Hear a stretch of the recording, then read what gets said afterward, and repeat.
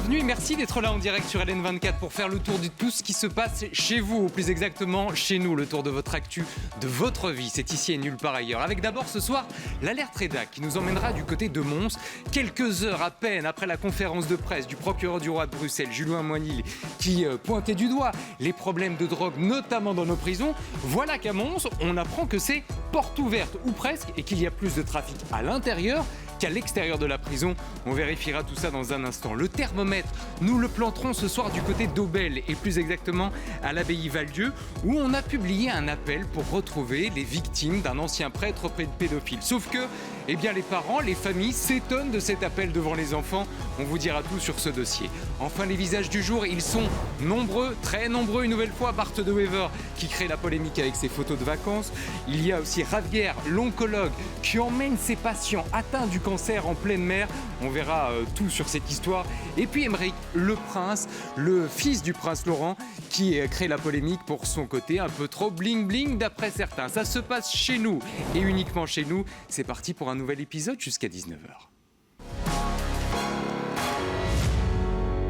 Avec autour de la table un homme de droite, et il est désormais connu. Bonsoir Arthur Martin. Bonsoir Thibault. Un homme de gauche, ou presque de gauche. Bonsoir Luc Hénard. Bonsoir. Totalement de gauche, on aura l'occasion de le vérifier. Un homme du centre, Fabien Maguin. Bonsoir Fabien. Bonsoir. Merci d'être là. Et puis un homme qui se balade entre la gauche, la droite, le centre. Il est absolument partout.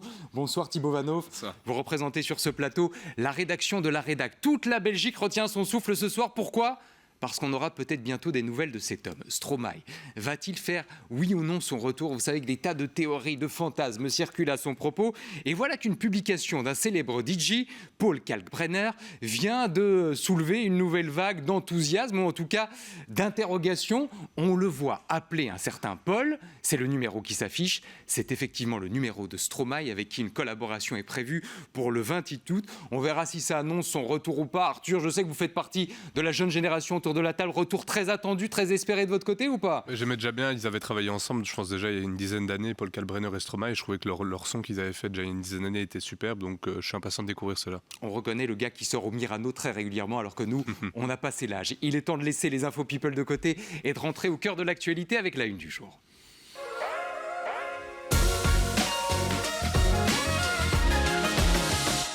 On aurait pu s'arrêter ce soir sur la une de l'Écho qui s'intéresse aux pensions des parlementaires. Oui, mais pas de n'importe quel parlementaire, les anciens, les pensionnés qui continuent de travailler à côté. On pense, vous savez, aux vieux dinosaures dans le bon sens du terme, comme Herman de Croo, qui ont continué après leur carrière politique à faire des choses sur le côté. Eh ben, on va raboter leurs pensions et notamment leur pécule de vacances. Regardez ceci, eux qui touchaient jusqu'à 6 500 € de pécule de vacances, ça va être raboté à 330 €. On aurait pu aussi ce soir s'arrêter, et on le fera d'une certaine façon, sur la une de la Libre qui s'intéresse à ces dealers qui n'ont plus peur de la police. Ils prennent la direction du parc Bonnevie à Molenbeek, un parc dont on voyait ces images sympathiques, collectives il y a encore quelques années et qui aujourd'hui dans la presse ressemble davantage à ça, des voitures de police avec des fusillades qui ont eu lieu dans ce quartier ces derniers jours. Témoignage d'un habitant du quartier qui déclare à la Libre: on se repose quelques minutes mais nous allons partir rapidement. Si on parle, je crains des représailles, je crains d'être pris pour cible. Mais c'est sur la une de la Nouvelle Gazette qu'on va s'arrêter ce soir. Pourquoi ? Parce que fait rare, on voit les deux visages des deux présidents des principaux partis politiques francophones en une. D'un côté, Paul Magnette, dont on a appris hier la paternité, il va être papa pour la 5e fois. On apprend aussi que sa nouvelle compagne s'appelle Chloé Ridel. Elle est députée européenne mais française et elle représente le Parti socialiste français. Et puis c'est un autre président de parti qui fait une nouvelle fois l'actualité, Georges-Louis Boucher. Pourquoi Georges-Louis Boucher ? Eh bien parce que figurez-vous que d'après les équipes de Sudinfo, il y aurait des tensions et des critiques à l'intérieur de son parti. Cette fois, des témoignages anonymes, Alexandre Gérard, mais qui vont dans quelle direction ? Qu'est-ce qu'on lui reproche exactement ? Eh bien, vous l'avez dit, des voix qui s'élèvent, il y en aurait aussi dans les rangs libéraux. Une des sources anonymes dit vivre très mal le dernier épisode en date entre le président du mouvement réformateur et la RTBF. On lui reproche aussi de s'être entouré de personnes redevables et d'avoir fait le vide autour de lui. Conséquence, selon une autre source anonyme, la perte d'espace de discussion et de débat Pour elle, il y aurait un contrôle total de Georges-Louis Boucher dans le parti, un contrôle inédit dans les bureaux MR. Certains vont même plus loin et expliquent que ce que la journaliste de la RTBF a vécu, c'est le quotidien de nombreux collaborateurs. Malgré tout, ses sources lui reconnaissent un grand rôle dans la dernière victoire électorale, mais certains semblent s'agacer face aux différentes histoires du président du MR. On vous a parlé jusqu'ici de témoignages anonymes. Vous savez que dans une province, on a souvent une ardeur d'avance. C'est la province du Luxembourg où là, certains témoignent à visage découvert. Oui, là-bas, certains élus ne se cachent pas. C'est le cas notamment du bourgmestre libéral de la commune de l'Église, près de Neuchâteau. Ce bourgmestre, c'est lui, c'est Simon Huberti, et il exprime son inquiétude sur sa page Facebook. Voilà ce qu'il explique. On ne parle pas comme ça aux journalistes, on ne parle simplement pas comme ça aux gens. S'excuser n'a rien de rabaissant, ce n'est pas pour ce libéralisme-là que je milite depuis l'âge de 15 ans. Yves Evrard, député wallon, ajoute que malgré le personnage talentueux, certaines des positions de Georges-Louis Boucher ne sont pas partagées en interne. Je reviens l'espace d'un instant sur cette déclaration très forte qu'on retrouve dans les pages de Sunafo. Un ténor du Parti libéral qui dit vivre très mal cette période. C'est dans le texte, ce sont les mots tels quels. Luc Hénard, on ne vous a pas encore entendu sur ce sujet. Comment vous, de l'extérieur, vous ressentez ces critiques qui semblent venir cette fois de l'intérieur ? Je reste un peu sur ma faim parce que c'est anonyme, c'est des on-dit. C'est quoi, Courage Fillon ? L'une ou l'autre intervention se fait plus précise. Et en fait, la vraie question, pour ne pas une fois de plus parler de ce personnage, c'est finalement où est la différence entre un président et son parti. Et c'est là le vrai débat. Et on doit s'attacher aux idées. Et le problème aujourd'hui, c'est qu'on ne voit pas fort la différence entre le président et le MR. Et avec les idées qui sont les siennes aujourd'hui, et il est très fier des idées qu'il défend, j'aurais préféré de voir une véritable montée dans un débat démocratique interne pour qu'enfin on puisse s'exprimer clairement. Vous leur dites quoi ce soir, Luc, à tous ceux qui témoignent de façon anonyme, qui se lâchent, parce que certains se lâchent et disent explicitement les critiques qu'ils ont à l'égard de leur président, mais sans assumer de le faire à visage découvert. Vous avez envie de leur dire quoi ? Il faudrait peut-être tendre votre micro au président en question. Je n'ose imaginer comment il va qualifier ces oiseaux qui ont le courage de l'anonymat pour s'exprimer à son égard. Et il leur dira, mais si ça ne vous plaît pas, partez, pointe à la ligne. Aujourd'hui, c'est moi qui ai fait le résultat. Ce que je suis, ce que vous êtes aujourd'hui, c'est grâce à moi. Et donc, en d'autres mots, votre gueule et tout se passera bien. Vous rappelez le résultat, et c'est vrai que même parmi les détracteurs aujourd'hui de Georges-Louis Boucher, tout le monde reconnaît que la victoire du 9 juin 2024, c'était en partie la sienne. On se souvient de ces images où il était entouré des ténors du parti. Nous sommes au soir des élections. Là, c'est la grande famille libérale, Fabien, qui était réunie. Et cette famille, d'une certaine façon, vous en avez un peu fait partie. En tout cas, votre papa en a un peu fait partie à une époque. Olivier Minguin, pour ne pas le citer. Comment vous voyez les choses, vous, de votre côté ? Comment vous vivez cette séquence où on ne sait pas si la famille se divise ou se rapproche ? Ce que je crois, ce qui est vrai, c'est que dans le style de M. Boucher, il y a des excès qui ne sont pas partagés en interne. Beaucoup, effectivement, de libéraux peuvent s'en exprimer. Alors, effectivement, ils le font de manière anonyme. Pourquoi ? Parce que vous avez un président qui, depuis le début de son mandat, a envoyé le message très clair. C'est marche ou crève. Vous me contredisez, vous êtes écarté. On peut se rappeler du départ de Jean-Luc Cruc, on peut se rappeler de la guerre fratricide qui s'est calmée depuis lors avec Ducarme à l'époque, sa défenestration. Et donc c'est vrai qu'aujourd'hui, il a envoyé le message, et quand il place parfois des très proches à lui, en assumant, en disant moi je nomme des proches à moi parce que je veux qu'ils soient d'accord avec moi. On sent qu'il a aujourd'hui, dans sa vision de la présidence du MR, un côté, c'est comme moi je dis, soutenez-moi ou vous serez écarté. Ou en tout cas, certainement pas privilégié dans les décisions politiques du président. Et donc, moi je crois qu'aujourd'hui, il y a un vrai malaise, que le slogan « fier d'être libéral » n'est plus partagé par un certain nombre de mandataires MR ou d'électeurs MR qui ont effectivement participé à cette victoire électorale, mais qui aujourd'hui ne se retrouvent pas dans cette manière de faire de la politique, dans cette manière d'attaquer systématiquement, notamment les médias. C'est un comportement tout à fait antidémocratique. Et donc, je crois que dans ce cas-ci, effectivement, il y a une faute. Il n'a pas à crier, quelles que soient les raisons, quel que soit le contexte.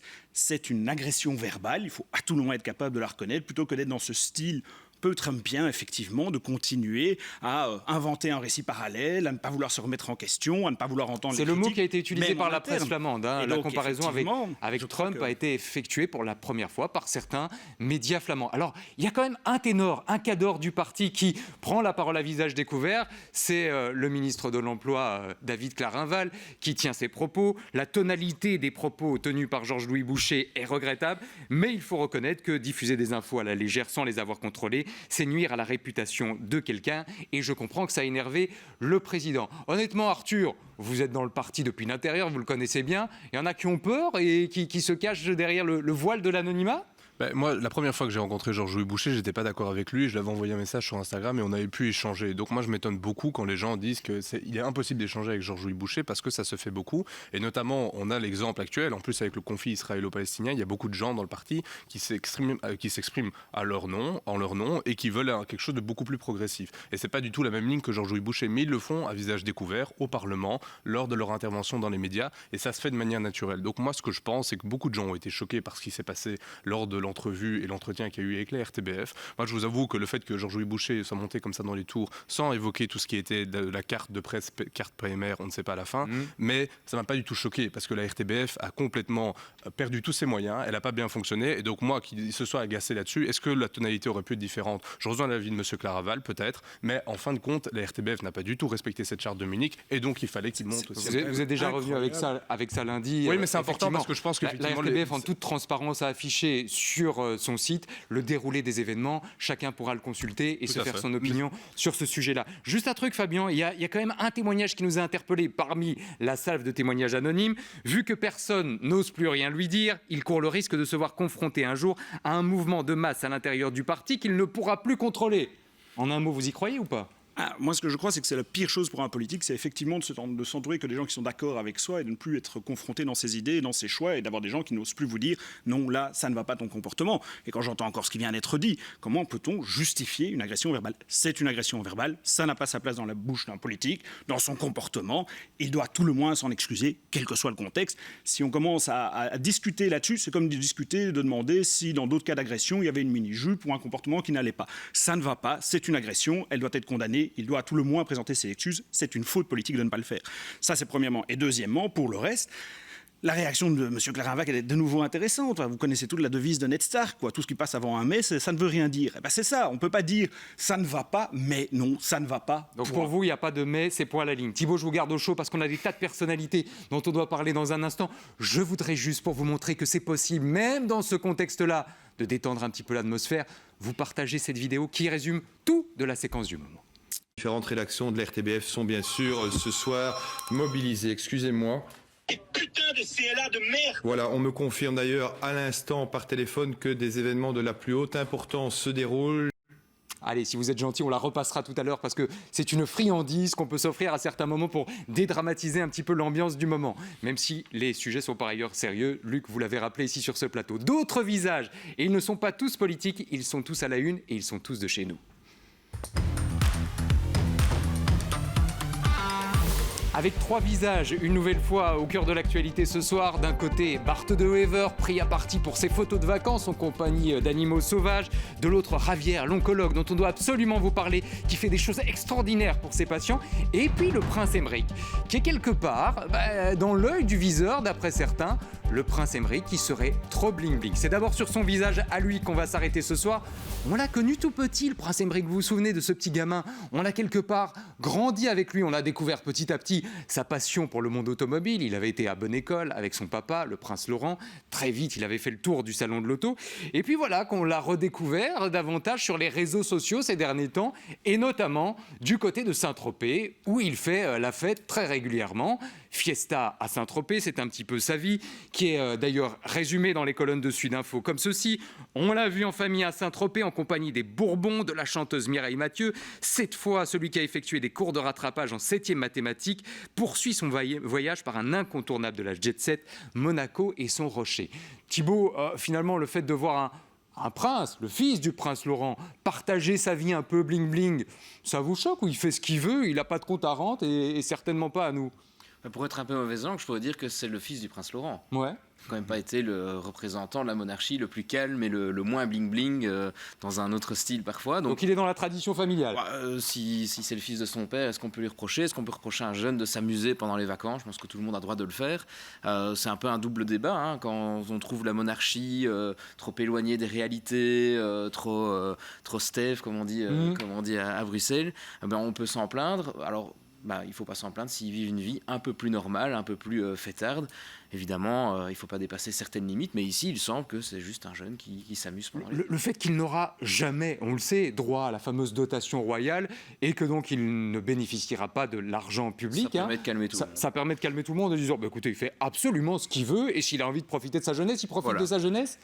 Avec un contraste très fort avec son frère jumeau, puisque vous savez qu'il a un frère jumeau, Nicolas. C'est un peu comme disent leurs parents, le yin et le yang. L'un est, en tout cas d'apparence, beaucoup plus sérieux, l'autre plus festif. Je ne sais pas ce que vous pensez, Arthur, de tout ça. Le libéral de la bande, celui que vous êtes ici sur ce plateau, il dit profite de ta jeunesse. Je le connais très bien, Aymeric, parce qu'on a étudié ensemble. Donc je vois très bien le personnage et c'est quelqu'un de très simple. Il peut donner cette apparence effectivement sur les réseaux sociaux, parce que sur les réseaux sociaux, on se met toujours plus en avant et on montre toujours tout ce qu'on a acquis. Donc évidemment, ça passe un petit peu moins bien parce qu'il est issu de la famille royale. La vraie question, c'est est-ce qu'on est encore pour ou contre la royauté ? Et là, cette question, elle se pose parce qu'effectivement, on voit qu'il a un train de vie qui est supérieur à 99% des gens ici en Belgique. Et donc, il est là le problème. On ne peut pas reprocher à un jeune qui a 18 ou 19 ans de s'amuser, et effectivement, dans des lieux peut-être dans lesquels on n'ira jamais, mais c'est la continuité de cette dotation royale qu'a eu son père. Et tout ça intervient dans une séquence médiatique où il est vrai qu'il y a quelques semaines, on a découvert la vie du prince Emmanuel, DJ Vintrix. Ça fait comme ça plusieurs membres de la jeune génération royale qui font parler d'eux sur les réseaux sociaux. Luc, comment vous percevez ça ? Même chose, profitez, vivez votre jeunesse, ou n'oubliez pas que vous nous représentez d'une façon ou d'une autre ? Mais c'est toute l'ambiguïté. Il est évident qu'ils font toujours partie de la famille royale, et tant que l'on considérera que la famille royale a un statut tel qu'il l'a chez nous, il est clair qu'il y a une certaine obligation de réserve. Cela étant dit, cela donne quand même un vent plutôt de jeunesse et un vent de changement. Maintenant, il y a un peu un contraste, c'est que son papa a introduit une action pour obtenir une pension qui soit décente, et puis vous avez son fiston qui mène la vie comme on vient de la décrire.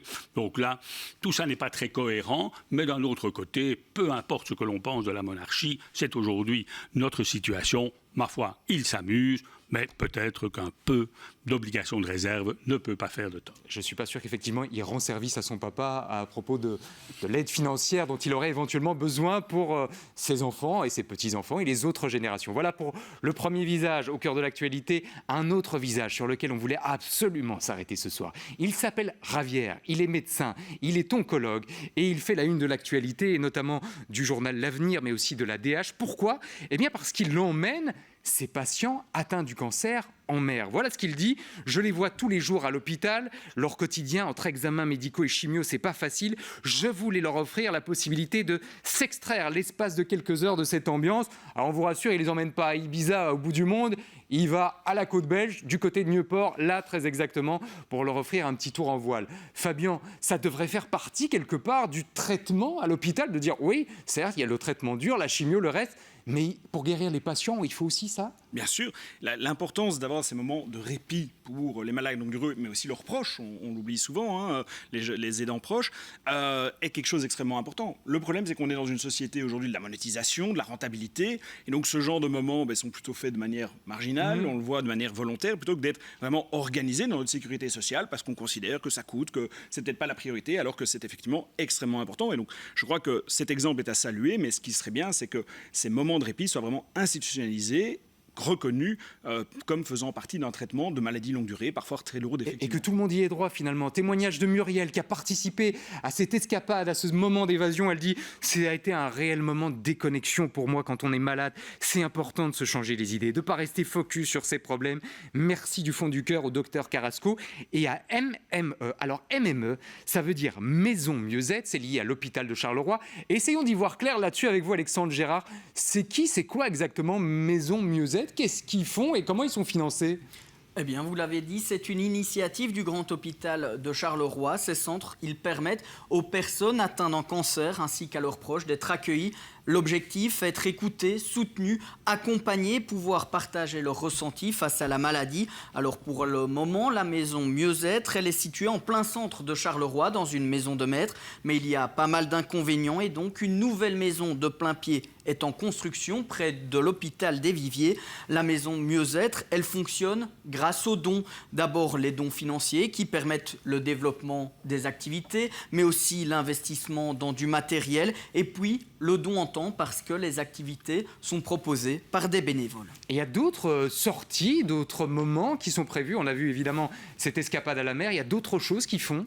Oui Thibaut, 4 jours par semaine, les lundis, mardis, jeudis et vendredis, il y a un tas d'activités proposées, aussi bien des activités créatives, de bien-être, des activités sportives ou culturelles. Elles sont au prix de 2 €, sauf pour certaines activités spéciales, comme par exemple le 20 août, une journée à la mer en duo qui est au programme. Notons aussi que l'accueil et l'accès à cette maison est gratuit. Voilà pour une initiative qu'on voulait absolument mettre en lumière ce soir et on a une pensée toute particulière à ceux et à celles qui nous regardent depuis leur lit d'hôpital ce soir. On pense évidemment bien fort à vous. 3e visage au cœur de l'actualité.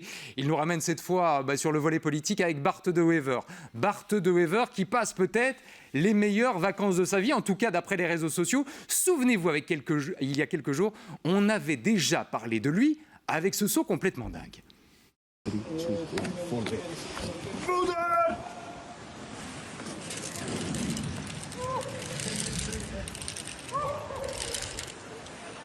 On n'a pas tout à fait compris ce qu'il criait, mais on lui demandera à son retour de vacances quel était le mot, le borborygme qu'il a crié lors de son saut. Autre image qu'il a publiée depuis son lieu de vacances, c'est cette image avec les chaussettes arc-en-ciel, façon pour lui de soutenir à distance la Pride qui se tenait du côté d'Anvers. Et puis, dernière publication, et celle-là fait davantage polémique, on le voit entouré d'éléphants sauvages, comme un touriste en plein safari. Une image qui a provoqué une levée de réaction, dont notamment celle d'Anne Lemens. Alors, on ne la connaît pas côté francophone. C'est une BV, un visage de la télévision flamande. Ce sont des interactions inacceptables avec les touristes. Quel exemple donnez-vous là? Je voudrais vous entendre là-dessus, Luc Hénard. Un Premier ministre ne devrait pas publier ça? Ça, c'est tout à fait mon opinion. Je ne vois pas l'intérêt qu'un homme politique, quel qu'il soit, se mette à mettre sur les réseaux sociaux toutes ses activités, notamment de vacances ou de la vie privée. Il y a aujourd'hui un mélange des genres qui, moi, me dérange profondément. Ça n'est pas le lieu. Qu'il passe d'excellentes vacances, il a eu la chance que l'élastique ne se soit pas rompu, et c'est peut-être Vive la Belgique qu'il a créé en se lançant comme ça. On n'a pas la langue originelle alors, hein. Exactement, mais qu'on et qu'ils nous foutent la paix. Ils sont partis, on va très bien pour le moment, et puis, moi... Donc si je vous comprends bien, qu'il fasse son safari, pourquoi pas, mais qu'il ne publie pas sur les réseaux sociaux. Un, parce qu'on n'en a rien à faire, et deux, parce qu'en termes d'image, c'est peut-être pas la meilleure chose à faire. Arthur Martin, là-dessus, on voudrait vous entendre aussi, d'autant qu'il y a quelques jours à peine, on se souvient de l'adoption de Maximus par Bart De Wever, ce petit chat qui est désormais un nouveau pensionnaire du 16 rue de la Loi. Il avait quelque part marqué des points auprès des défenseurs du bien-être animal. Là, on a l'impression qu'il en a perdu. Ce qui est assez paradoxal, c'est que je ne comprends pas du tout la communication de Bart De Wever. À chaque fois qu'il fait une publication, je me demande quel est l'intérêt. Mais par contre, ça fonctionne du tonnerre. Que ce soit au niveau des likes, au niveau des commentaires, les gens adorent et sont fans et aiment de plus en plus ce personnage pour ça. Et d'ailleurs, quand il avait justement récupéré son chat, tout le monde se disait ça pourrait le rendre un peu plus proche des citoyens, ou certaines personnes pourraient avoir plus d'affection en disant tiens, il a récupéré un chat qui était peut-être d'un refuge, je ne sais plus. Mais par contre, effectivement, on sent que c'est très calculé. Et donc même si on pense qu'il partage comme ça de temps en temps sur un coup de tête, on sent que c'est très calculé. Moi, je ne le ferai pas parce que je garde ma vie privée de côté, mais lui, ça a l'air de, en tout cas, fonctionner et ça rend peut-être plus humain. Thibaut, avec votre casquette de journaliste pour le coup, il marque des points ou il perd des points avec cette publication-là? Laissons les chaussettes et le saut en parachute de côté. Je pense que dans l'ensemble, il marque des points. Mais ça fait partie du personnage depuis toujours. Il a participé à des émissions de télévision en Flandre. C'est quelqu'un qui sait jongler entre un côté très austère quand il parle de politique, quand il parle de la Belgique et de son avis sur la Belgique, et en même temps être très sympa, qui convient tout à fait à un public. Donc je pense qu'il parvient à bien jongler avec tout ça. Aujourd'hui, heureusement, malheureusement, c'est la vie selon chacun. Ça fait partie de la vie politique d'être sur les réseaux sociaux, de communiquer de manière plus légère. Maintenant, pour les vacances, ils jouent aussi un peu avec le feu. Se prendre en photo avec des éléphants quand on sait, au niveau de la cause animale, tout ce qui est dit sur la maltraitance des animaux, etc. On sait que les éléphants, c'est vraiment des animaux qui sont des animaux sauvages, qui, quand ils se retrouvent au contact d'humains, sont souvent maltraités. Alors ici, il n'a pas précisé en disant que c'était des animaux qui sortaient de conditions de maltraitance et qui étaient habitués à l'être humain. Mais quand on se sent obligé de mettre ça, est-ce que du coup, on doit quand même faire la publication? Est-ce qu'on ne doit pas prendre un peu de recul sur cette activité-là? Voilà, c'est du Bardou Ever, il sait jongler comme ça entre tout et entre toutes les postures. Visiblement, ça marche, tant mieux pour lui. Et à vous de trancher désormais et de dire si vous allez rajouter un like ou pas à cette publication. Dans un instant, on retourne au cœur de l'actualité bruxelloise, mais pas seulement. Hier, on a beaucoup parlé de la drogue dans nos prisons. Le procureur du roi de Bruxelles, Julien Moignil, a lancé une nouvelle fois l'alerte et on apprend qu'à Mons, on fait plus d'argent quand on est trafiquant à l'intérieur de la prison qu'à l'extérieur. On vérifie tout ça dans un instant.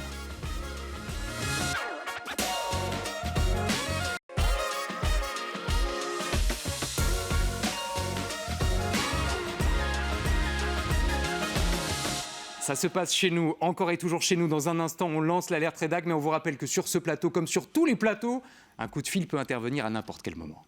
Différentes rédactions de l'RTBF sont bien sûr ce soir mobilisées. Excusez-moi.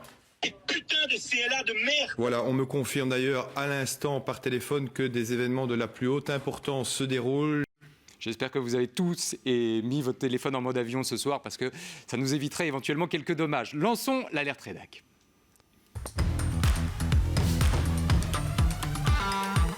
Avec une une sur laquelle on voulait une nouvelle fois s'arrêter. Cette une, c'est celle de la DH et ses propos très forts du procureur du roi de Bruxelles, Julien Moignil. N'importe qui peut se prendre une balle, vous le savez. Il a tenu une conférence de presse hier en tapant une nouvelle fois du poing sur la table puisqu'il y a eu déjà 20 fusillades depuis le début de l'été à Bruxelles. On retient notamment ces mots, cette proposition, les dirigeants des réseaux, ils sont pour beaucoup en prison, mais avec un accès illimité à leur téléphonie, ils continuent de donner des ordres. Il faut un régime de haute sécurité pour eux. Et c'est dans ce contexte qu'on apprend que dans une autre prison du pays, à Mons, apparemment, c'est journée porte ouverte, ou presque. Je voudrais vous lire cet extrait de Sudinfo et ces propos de Dany Delbar qui témoigne. À Mons, il y a beaucoup de largage de drogue par-dessus les murs parce que ce n'est pas sécurisé au niveau des préaux. C'est catastrophique. Je n'ai pas la prétention de donner des chiffres de consommation, mais c'est énorme. Il y a plus de la moitié des détenus qui consomment de la drogue. Et il rajoute ceci, et c'est assez interpellant. Ce qui est malheureux, c'est que des gars qui n'ont jamais touché à ça avant de se retrouver en prison, commencent à consommer de la drogue. C'est malheureusement eux qui sont punis parce que c'est eux qu'on retrouve en train de ramasser. Luc Hénard, on sait que vous n'êtes pas toujours d'accord avec Julien Moignil. Quand vous lisez ses propos et un extrait de la réalité de la prison de Mons, vous tombez de votre chaise, vous dites on déforme la réalité ou alors vous l'acceptez telle qu'elle ? Non seulement je n'accepte pas la réalité, mais je prétends et je persiste et je signe, la réalité n'est pas celle que décrit le procureur du roi Moignil. Et il est intéressant, et j'invite tous ceux qui nous regardent à bien lire ce qu'il a présenté dans sa conférence de presse. Il y a littéralement tout et son contraire. On vous parle de trafiquants de stupéfiants, on vous parle de fusillades, mais il vous dit oui, mais toutes les fusillades ne sont pas tout à fait liées au problème de trafic de stupéfiants. Et puis il passe sur un autre sujet. Et franchement, je crois, pour l'avoir déjà entendu un certain nombre de fois, qu'il y a une chose qu'il doit apprendre, parce que c'est un grand travailleur, ça ne fait pas l'ombre d'un pli, mais il y a une chose qu'il doit absolument apprendre, c'est se taire. Parce qu'il est non seulement très contradictoire dans ce qu'il présente, mais en réalité, il n'apporte pas de solution. Il est très anxiogène, aller dire que il y a une femme avec son enfant qui a reçu une balle dans le pare-choc de sa voiture, et puis il continue. Mais il faudrait qu'il rappelle, parce que ça, il ne le dit pas non plus, c'est que quelle a été la véritable progression de tous ces phénomènes ? Je l'ai déjà dit des milliers de fois, et je persiste. Répétez-le une nouvelle fois pour que tout le monde le comprenne. C'est que je suis devenu juge d'instruction en 1987. Tous les lieux dont on parle aujourd'hui étaient déjà connus, et ce phénomène existe et existait dans une certaine ampleur et pas très loin de ce qui se passe aujourd'hui. La différence, c'est que le moindre événement qui se passe, vous avez les projecteurs, on vous le lance en Juste pâture. Luc, un instant, sur la prison de Mons, quand Dany Delbar nous dit il y a plus de trafic et on se fait plus de pognon quand on est dealer en prison plutôt qu'à l'extérieur de la prison, vous dites c'est n'importe quoi ou il y a un fond de vérité derrière ça? Mais il y a un fond de vérité, mais ce fond de vérité, il existe depuis plus de 30 ans. Ok, donc rien de neuf sous le en soleil. réalité, on a l'air de dire qu'aujourd'hui, vous avez un phénomène particulier. Interrogez le directeur Spronk, qui est actuellement à la prison, sauf erreur de ma part, de Saint-Gilles, il vous dira exactement la même chose que moi. C'est un phénomène qui existe et cela pose le vrai problème de l'emprisonnement, parce qu'en fait, quand on l'entend, on a l'impression que il faut mettre en prison, il faut de la haute sécurité, mais on oublie une chose, c'est que les individus qui s'y trouvent, un jour, ressortiront.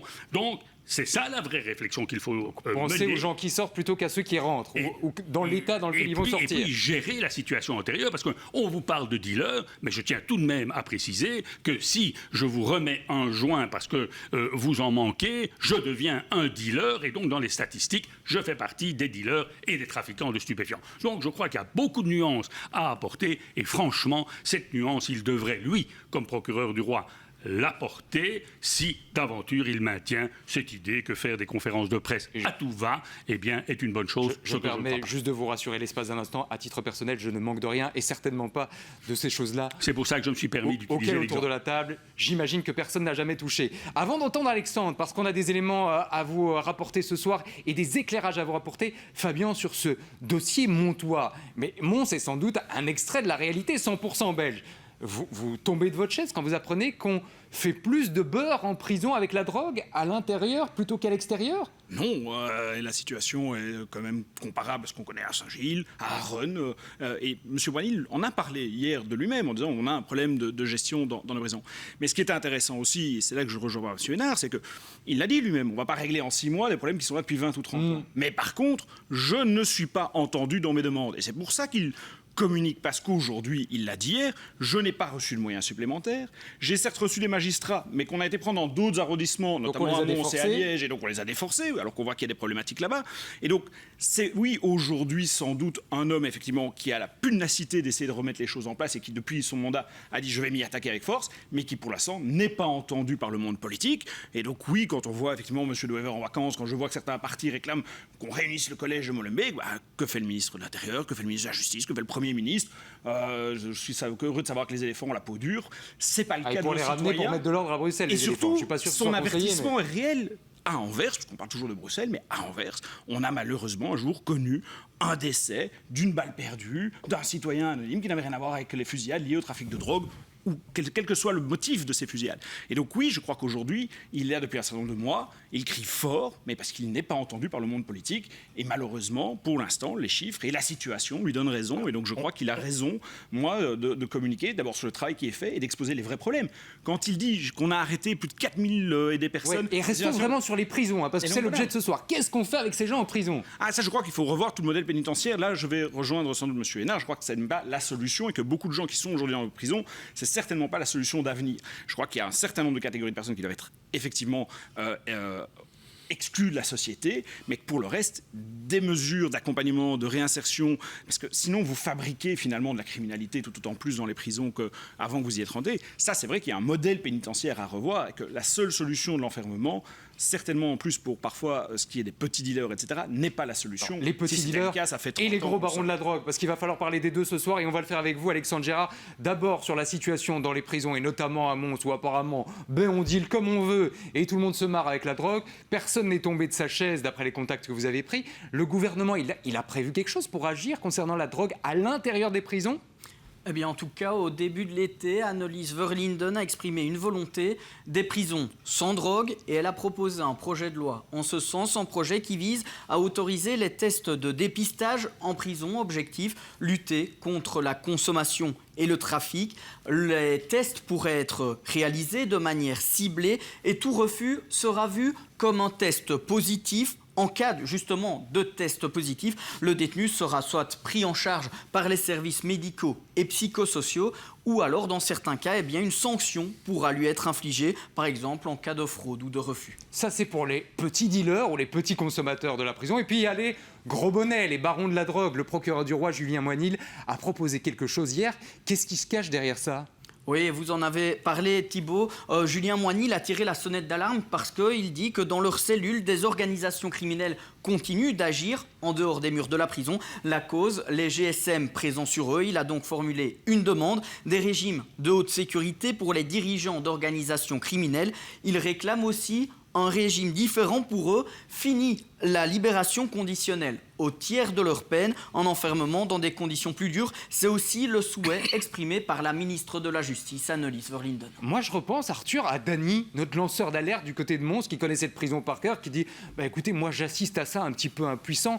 Dany, il dit j'ai jamais vu ça, j'ai jamais vu autant de mecs qui se droguent dans une prison et des gens qui ne consommaient pas avant. Est-ce que, et je laisse ce dossier-là à part, il faut en arriver à la solution Gérald Darmanin en France, avec une prison de haute sécurité où les barons de la drogue seraient privés de tout contact et de tout moyen de communication avec l'extérieur ? En tout cas, pour les barons de la drogue, c'est une vraie problématique parce que quand on voit qu'aujourd'hui ils font juste du télétravail, il y a peut-être un problème à un moment donné. Il faut peut-être un peu remettre notre modèle en question. Moi, on m'explique qu'il faut remettre tout le modèle pénitentiaire en question, mais on fait quoi comme rénovation? Parce que là, c'est bien, on peut tout repenser. On peut dire qu'effectivement, les prisons, ça ne fonctionne pas. Sauf, en l'occurrence ici, pour les barons de la drogue, il n'y a rien qui a été mis en place. S'ils peuvent continuer à appeler tout le monde, organiser un petit peu leur trafic et travailler leur Excel de la prison, c'est peut-être un peu trop facile aussi. Donc moi, je pense qu'il y a ça aussi. Et à un moment donné aussi, tous les trafiquants de drogue, et qui sont même à plus petite échelle aussi, il faut qu'il y ait une responsabilité aussi. On ne peut pas m'expliquer que la drogue rentre et sort facilement. On a un plan d'ailleurs d'urgence qui a été mis par la ministre jusqu'en 2029 qui est plus d'1 milliard d'euros. Moi je pense que ce plan, en plus de donner de l'argent, il faut vraiment avoir une vraie politique beaucoup plus ferme vis-à-vis de la drogue, pas dépénaliser une série de drogues comme ça a été mentionné toute une série de fois, parce que c'est un fléau et je pense que pour n'importe quel citoyen, la vraie raison, on veut juste être en sécurité et stopper ces fusillades, qu'elles soient de la drogue, qu'elles peuvent être de n'importe quoi, il faut juste que ça cesse, parce que pour un citoyen, quand on se balade à Avenue Louise et qu'on voit qu'il y a des fusillades, c'est devenu insupportable. Oui, même si Luc rappelait il y a quelques instants qu'effectivement, elles n'étaient pas toutes liées au trafic de drogue. Luc, est-ce qu'on peut quand même, on a bien compris que vous n'allez pas partir en vacances avec le procureur du roi, est-ce qu'on peut quand même se mettre d'accord sur les gros bonnets, les barons de la drogue, en disant ceux-là, il faut un régime spécial ou même pas ? Mais enfin, tout ça est absurde. Hein. Vous avez les gros bonnets de la drogue. C'est comme ça qu'on les qualifie. Eh bien, il suffit de prendre les mesures nécessaires à l'égard des personnes comme celle-là, comme on les prend à l'égard d'autres personnes. Donc, en réalité, c'est un faux débat. C'est un faux débat parce qu'aujourd'hui, il y a moyen de le faire. Si vous êtes un gros bonnet de la drogue, eh bien, ça va être compliqué d'avoir GSM parce que tout ça est extrêmement contrôlé. Et donc, aujourd'hui, on fait un grand paquet. C'est comme les fusillades. On vous parle un moment de fusillade et puis on vous dit, oui, mais c'est pas tout lié au trafic de stupéfiants. Et puis, on vous dit, on va faire des tests. Hein, ce que fait la ministre de la Justice. Expliquez-moi la plus-value. Et donc, en fait, il n'y a pas... Alors, il a lancé une pierre dans mon jardin en disant « Oui, mais alors il y a la dépénalisation. » Moi, je dis simplement ceci.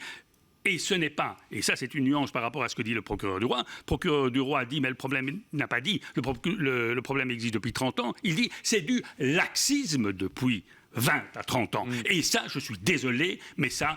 par rapport à tous ceux qui ont travaillé dans le domaine, et il y en a beaucoup, en ce compris des procureurs du roi, eh bien c'est insultant. Parce que ce n'est pas du laxisme. Ce n'est pas du laxisme. Ils ont développé beaucoup d'énergie pour le faire.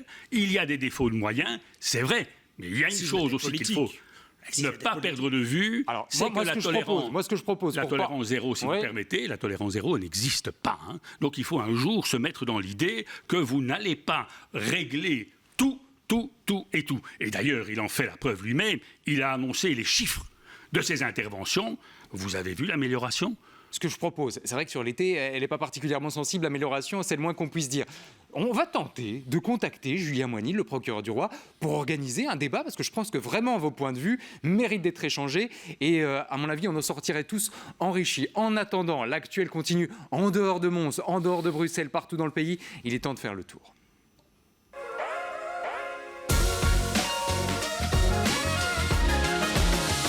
Ça bouge absolument partout, ça bouge notamment du côté d'Anvers où cette vidéo virale a circulé.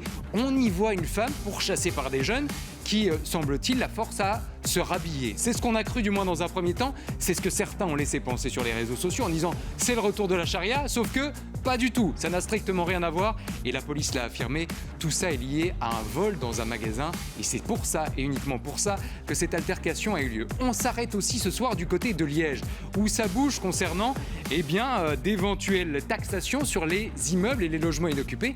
Il y a des tas de commerces qui ne peuvent plus se payer un loyer. Pourquoi ? Parce que d'autres à côté squattent simplement le premier étage et pas le reste. Avec des logements inoccupés, la taxe va peut-être permettre à d'autres commerces de s'installer. Et puis on voulait absolument ouvrir un dossier piscine ce soir. Pourquoi ? Parce que forcément l'actualité météo nous pousse vers ce genre d'activité. Manque de bol, à Florence, ça tombe au mauvais moment. Problème à la piscine, elle est donc fermée pour plusieurs semaines. Par contre, autre initiative, Thibaut, et l'homme de conso que vous êtes va être forcément intéressé par ça. Il y a désormais la possibilité pour les seniors à la piscine de Waremme de profiter d'une piscine à 1 euro. 1 euro seulement, piscine qui a été rénovée en 2016, on se souvient de ces images qui avaient circulé à l'époque. Vous dites, génial, super initiative, ça rend la piscine accessible à tous, ou pourquoi juste les seniors en fait et pas les autres ? C'est ce que j'allais dire, c'est très bien, les seniors 1 euro, mais pourquoi pas les enfants ? Ça pourrait attirer du monde, ça pourrait essayer de créer une émulsion parce qu'on sait qu'on manque de piscines, notamment en Wallonie, celle qu'il y a à Bruxelles aussi. Il y a beaucoup d'enfants aujourd'hui qui ne savent pas nager alors qu'ils sont normalement en âge de savoir nager. Et moi, j'ai appris à nager notamment grâce à l'école. Aujourd'hui, il y a beaucoup d'écoles qui ne peuvent plus donner des cours de piscine. Donc là, ça peut être, quand c'est des infrastructures communales, donner l'occasion à des gens de venir pour 1 euro. Parce qu'on sait souvent que ce sont les plus précaires, du coup, qui ne savent pas apprendre à nager dans d'autres lieux que ceux amenés par l'école. Et donc, pourquoi pas, là, proposer des séances à 1 euro avec soit les parents qui viennent avec pour aider à apprendre à nager ou des moniteurs qui soient là. Mais c'est pas pour ça qu'il faut interdire aux seniors d'avoir un accès à 1 euro. Mais n'oublions pas cette initiative. La preuve, avec Alexandra Brolet, l'échevine des sports du côté de Waremme, qui se félicite quelque part du succès. On a décidé d'offrir cette possibilité. Certains viennent spécifiquement pour l'opération, d'autres ignoraient qu'elle existait, mais sont très heureux d'en profiter. Un mot quand même sur les tarifs, parce que c'est 1 euro pour les seniors. Regardons le prix pour les autres pour voir la différence.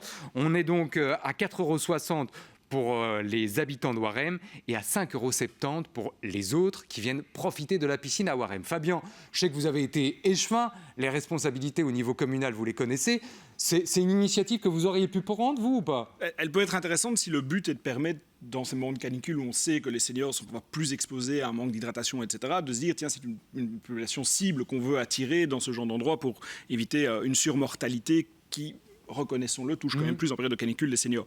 Après, oui, c'est un vrai défi aujourd'hui pour l'ensemble des pouvoirs publics et des pouvoirs publics communaux d'avoir des structures. La ville de Bruxelles, on a la chance d'avoir 3 piscines, mais c'est vrai que c'est un enjeu, effectivement, de les garder ouvertes, de les garder à un prix le plus modique possible pour que chacun y accède, sachant qu'elles sont souvent, en ces jours de forte chaleur, surutilisées, si je puis dire. Et donc oui, c'est vrai que c'est toujours un équilibre à trouver. Donc je peux comprendre l'initiative si, comme je le dis, elle a pour but de cibler cette catégorie qui, en période de canicule, est un peu plus fragile. C'est vrai, mais voilà, l'enjeu reste global pour l'ensemble des communes et on connaît les difficultés financières des communes de continuer à proposer ce genre d'infrastructure accessible à tous. Et on sait que les piscines, c'est parfois un gouffre pour certaines communes, ça coûte très très cher. Arthur, sur ce coup-là, est-ce que vous allez devenir un homme de gauche en disant moi je veux le prix d'1 euro pour tout le monde, ou vous dites ouais, les seniors c'est pas mal et les autres tant pis, payent le prix plein? J'ai pas tellement d'avis. Si elle l'a fait déjà, c'est un bon coup parce que s'il y a d'autres personnes qui viennent dans la piscine, ça montre que l'engouement et en tout cas est présent. Et je pense que pour ce genre de commune à amener plus de visiteurs, ça c'est l'enjeu, parce que quand vous faites effectivement une nouvelle piscine, que vous la rénovez, c'est un gouffre financier pour votre commune. Donc à cet enjeu-là, c'est essayer d'avoir plus de visiteurs, donc si ça marche tant mieux, s'ils veulent l'élargir aussi tant mieux, parce qu'effectivement au niveau de la petite enfance, parfois on voit que c'est un réel problème, c'est que les gens parfois ne savent pas nager jusqu'à 18 ans, et c'est le seul sport qui peut vous sauver la vie jusqu'à preuve du contraire. Donc effectivement, je salue la mesure. Et comme Arthur est très attentif à son portefeuille, on en profite pour dire à l'échevine que si elle propose aussi pour les jeunes la piscine à 1 euro, elle a peut-être une chance de le voir débarquer du côté de Waremme. On reste dans les températures élevées, quoique c'est l'heure du thermomètre.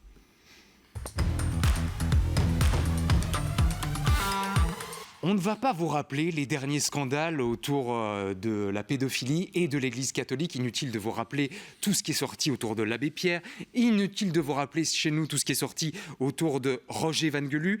Et voilà que dans ce contexte-là, qui est toujours un peu incendiaire, on apprend que l'abbaye de Val-Dieu, Etaubel, lance un appel aux victimes d'un prêtre pédophile, puisqu'il a été reconnu comme pédophile. Ses victimes sont désormais identifiées.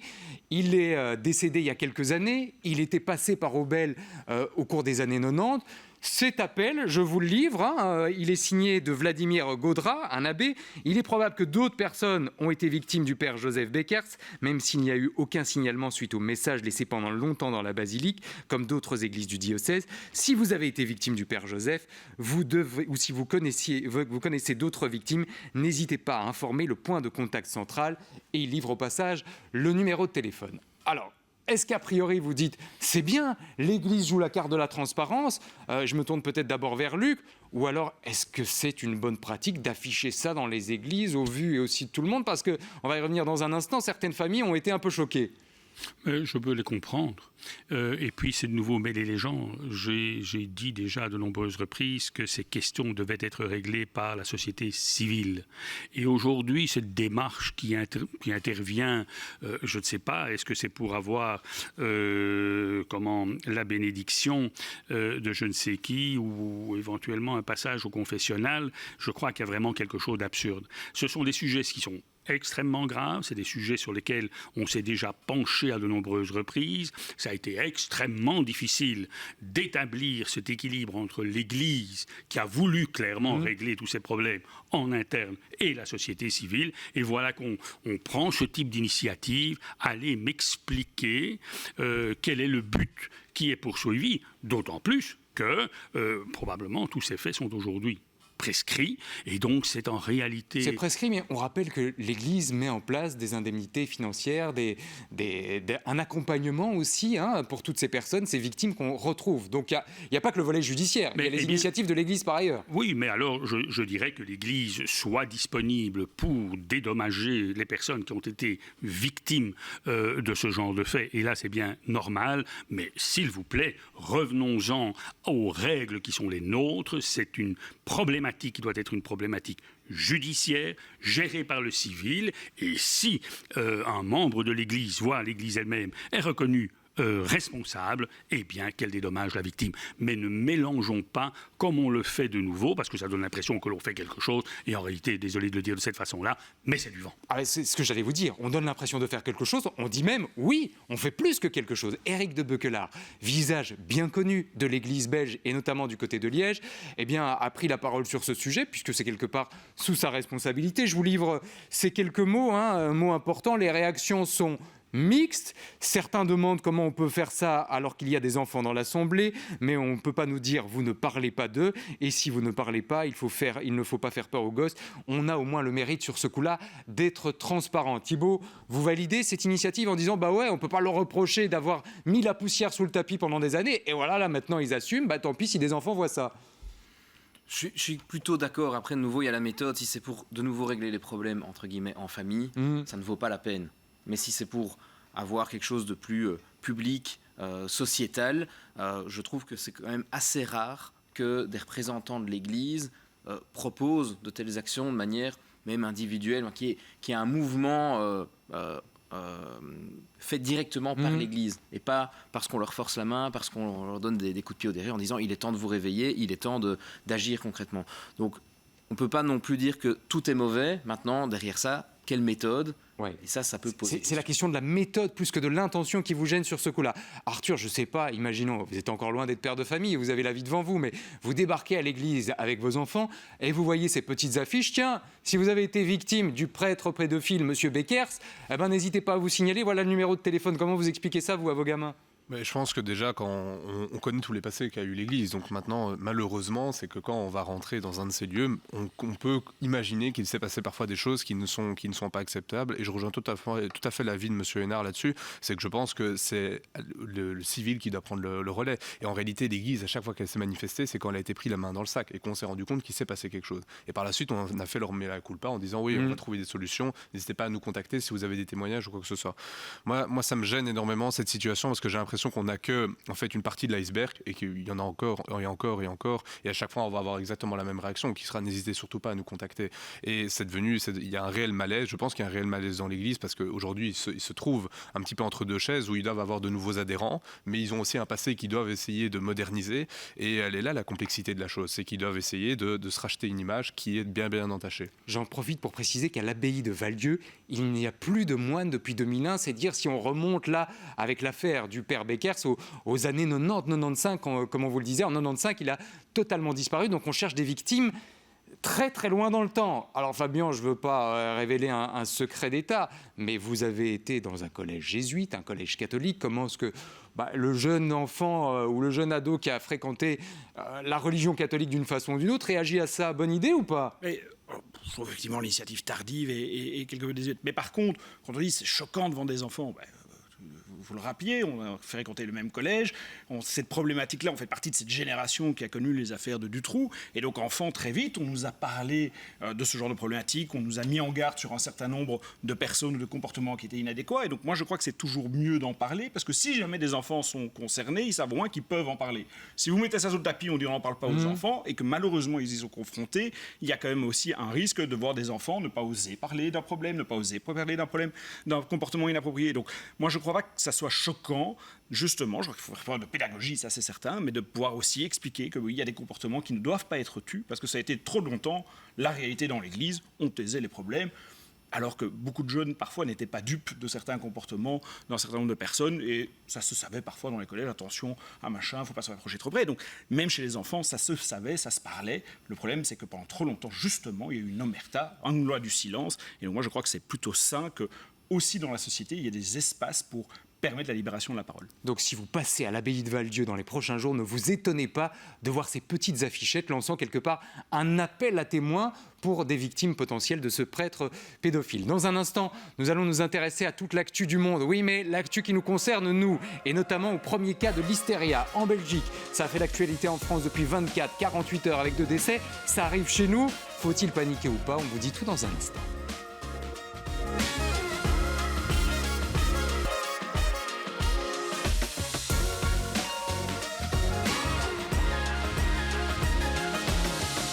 Ça se passe chez nous, ou presque chez nous. Il est temps de faire le tour des infos du monde, mais qui nous concernent.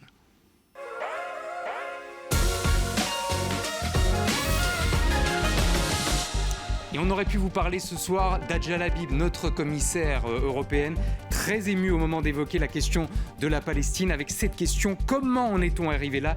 La reconnaissance de la Palestine doit cesser d'être un slogan, et ce sera peut-être le cas demain avec cette commission qui doit se réunir chez nous. On aurait pu vous parler aussi de Donald Trump et de sa rencontre vendredi en Alaska avec Vladimir Poutine. À chaque jour, à chaque heure, ces informations, ces questions, ces retours en arrière. Donald Trump qui semble a priori très peu enthousiaste et très pessimiste à l'idée d'arracher quelque chose au président russe. Mais c'est sur une autre actualité qu'on va s'arrêter ce soir. Elle concernait la France, elle nous concerne nous désormais. Ça y est, premier cas de l'hystéria en Belgique, première contamination. On sait que c'est une actualité qui a fait le tour des chaînes de télévision françaises et notamment des chaînes d'infos en continu depuis 24-48 heures et que cela aboutit à certains drames en France avec 2 décès.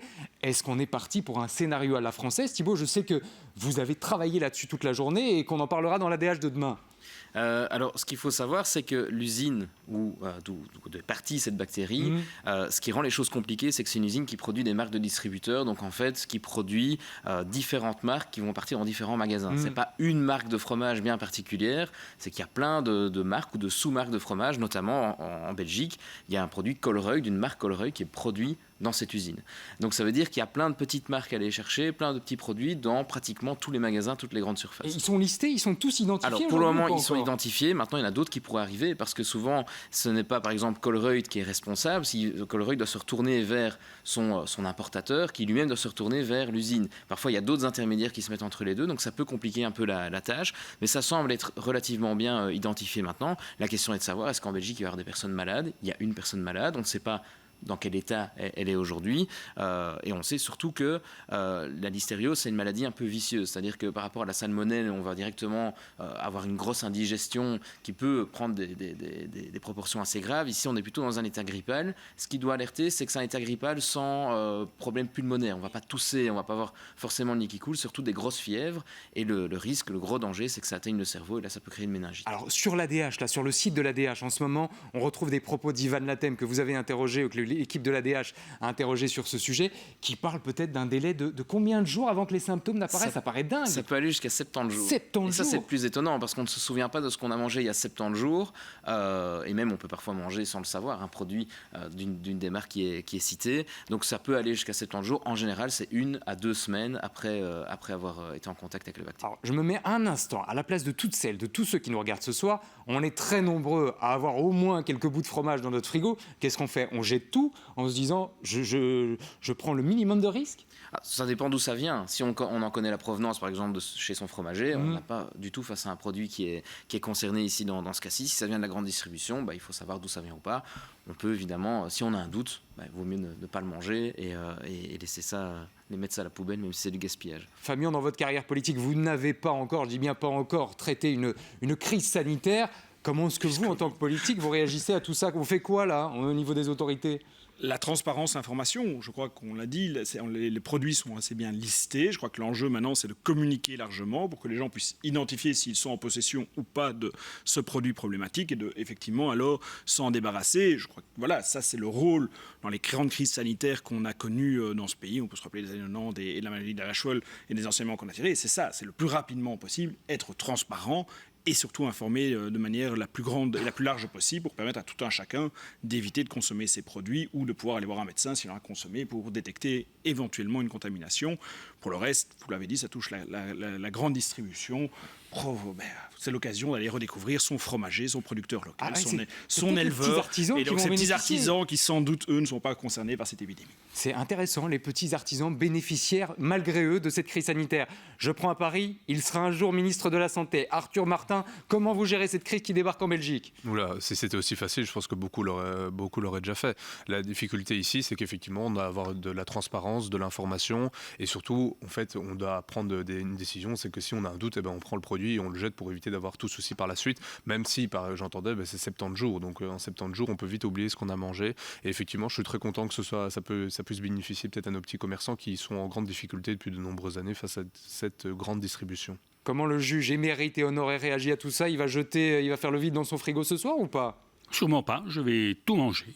Je vais tout manger et je me réjouis de la circonstance que l'on puisse aborder cette question avec beaucoup de sérénité, beaucoup de calme, parce qu'on a connu des moments où on a agité le chiffon rouge et du coup le taureau a été très excité. Ici, ma foi, oui, il faut examiner la situation, voir de quoi on parle, est-ce que c'est significatif ou pas, et je crois que ça fera du bien à tout le monde, même à ceux qui mangent les fromages qui sont concernés. Et n'oubliez pas que même en cas de crise sanitaire, un coup de fil peut arriver à n'importe quel moment. Différentes rédactions de l'RTBF sont bien sûr ce soir mobilisées. Excusez-moi. Et putain de CLA de merde! Voilà, on me confirme d'ailleurs à l'instant par téléphone que des événements de la plus haute importance se déroulent. C'était un cadeau pour vous, Luc. Et pour terminer cette émission, dans un instant, vous avez rendez-vous avec C'est ça la vie. C'est à 19h avec un nouvel épisode consacré aux ouragans. 20h, Échappée belle, votre moment évasion. Et puis 22h, Bonsoir les stars avec Nicolas Pipin. Merci Fabien, merci Thibaut, merci Luc et merci Arthur. On se retrouve demain, même heure, même endroit. Salut.